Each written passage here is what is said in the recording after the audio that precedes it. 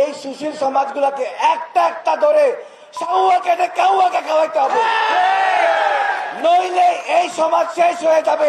এগুলো এক একটা হারামির বাচ্চা, এক একটা ভারতীয় দালাল। আসসালামু আলাইকুম শরীফ ওসমান হাদি ভাই।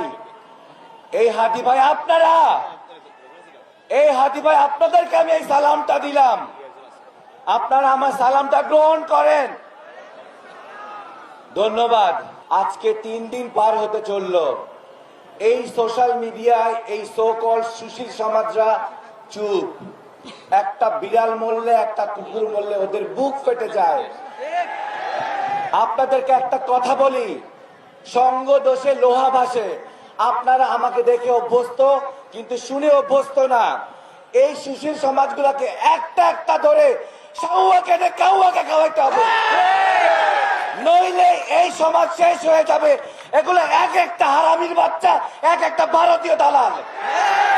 আজকে আপনারা শপথ নেন, এই বাংলাদেশে যে কোনো দোকানপাটে ইন্ডিয়ান প্রত্যেকটা প্রোডাক্ট বয়কট করবেন এবং এই সুশীল সমাজ এই সকল শিল্পীদেরকে ধরে রান ধরে ফেলে ফেলবেন।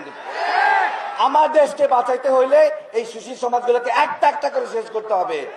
আমি তখন থেকে বলে আসতেছি, এখনো বলতেছি, এই দেশকে সেই 54 বছর ধরে বেঁচে আসতেছে এই মাছধারী, এই সুশীল সমাজ, এই লেখক, এই শিল্পী, এই গায়ক।